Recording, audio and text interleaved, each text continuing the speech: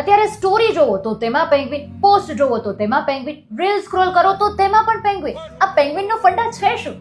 સો basically 2007માં encounter at the end of the world નામની એક ડોક્યુમેન્ટરી આવી હતી. આ વિડીયો એ ડોક્યુમેન્ટરીનો પાર્ટ છે. આમ તો 2007ની ડોક્યુમેન્ટરી છે, પણ અત્યારે સોશિયલ મીડિયા પર આ વિડીયો ખૂબ વાયરલ થઈ રહ્યો છે.